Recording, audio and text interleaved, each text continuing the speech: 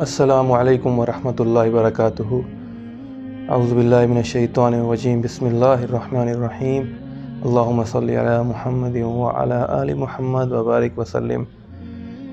میں نے یہ سوچا کہ ان وجوہات پر روشنی ڈالی جائے جن کی وجہ سے ہمارے اوپر یہ سارے حالات آئے، اور ماں باپ کی نافرمانی، ان میں نے جب غور کیا تو میں نے دیکھا کہ ماں باپ کی نافرمانی ایک بہت بڑا سبب ہے۔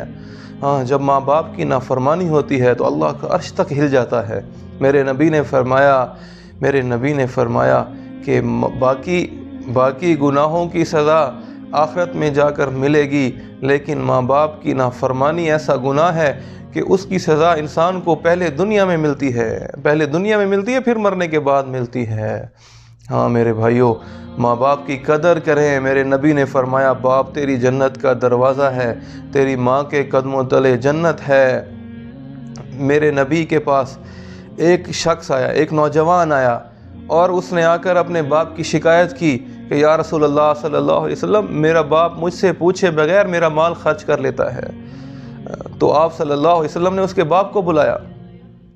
جب اس کو پتہ چلا کہ میرے بیٹے نے شکایت کی ہے، اب وہ گھر سے چلا حضور پاک صلی اللہ علیہ وسلم کے پاس آنے کے لیے، تو اس نے دل ہی دل میں بڑے درد بھرے اشعار کہے، غم میں اس نے اشعار کہے۔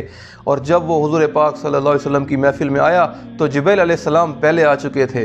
تو جبریل علیہ السلام نے فرمایا، یا رسول اللہ صلی اللہ علیہ وسلم، اللہ کہہ رہے ہیں اس کا مقدمہ بعد میں سننا، پہلے اس سے کہو کہ وہ شعر سنائے جو اس کے دل میں پیدا ہوئے۔ حضور پاک صلی اللہ علیہ وسلم نے فرمایا، میرا اللہ کہہ رہا ہے پہلے وہ شعر سناؤ جو صرف تمہارے دل کے اندر پیدا ہوئے، تم نے زبان سے بھی ادا نہیں کیے۔ اس شخص نے کہا کہ میں گواہی دیتا ہوں آپ اللہ کے رسول ہیں، میں گواہی دیتا ہوں اللہ ایک ہے، وحدہ لا شریک ہے۔ وہ اشعار تو میرے دل کے اندر پیدا ہوئے اور آپ کے رب نے عرشوں پر سن لیے۔ پھر اس نے وہ شعر سنانا شروع کیے۔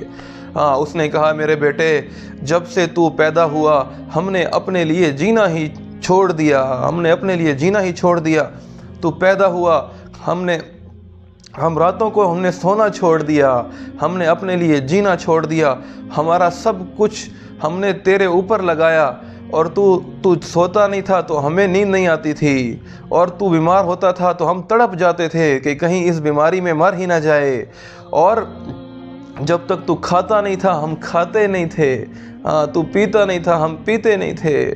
اور آہستہ آہستہ کیا ہوا، آہستہ آہستہ ہماری جوانی اور میری جوانی وہ تیرے اندر منتقل ہوتی گئی، میری جوانی تیرے اندر منتقل ہوتی گئی، اور تو بڑا ہوتا گیا اور میں بوڑھا ہوتا گیا، اور تیری کمر سیدھی ہوتی گئی اور میری کمر جھکتی گئی، اور تو سرسبز و شاداب درخت بنتا گیا اور میں سوکھی ہوئی ٹہنی بنتا گیا۔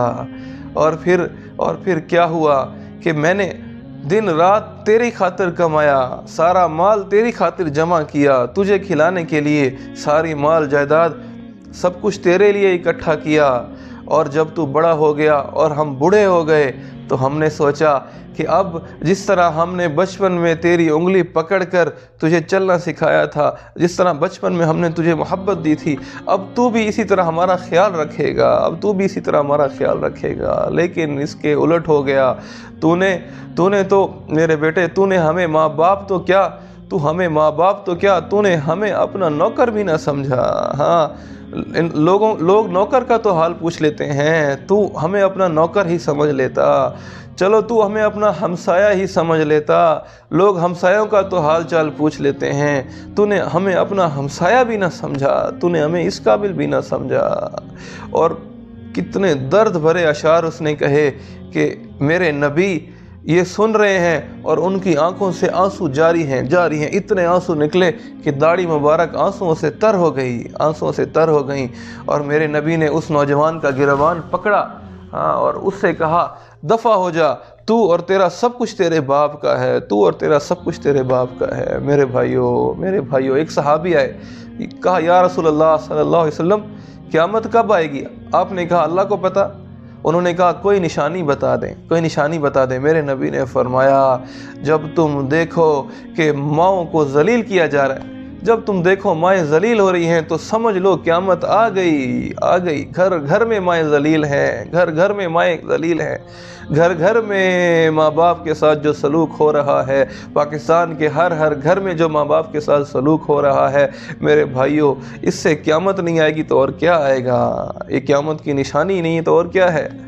ماں کو ذلیل کیا جا رہا ہے. توبہ کریں, ماں باپ کو ناراض کرنے سے توبہ کریں, ماں باپ کی خدمت کر لیں, ماں باپ کی دعائیں لے لیں. ماں باپ کی دعائیں سیدھا اللہ کے عرش تک جاتی ہیں میرے بھائیوں. ہاں میرے بھائیوں, توبہ کر لیں, اپنے ماں باپ کو, اپنے والدین کو راضی کر لیں. جس نے والدین کو دکھ دیا, اللہ اکبر, جس نے والدین کو دکھ دیا اس پر اللہ کی لعنت, اس پر فرشتوں کی لعنت, زمین آسمان کی لعنت. میرے بھائیو, توبہ کریں, سب توبہ کریں, میں بھی توبہ کرتا ہوں, ہم سب توبہ کریں.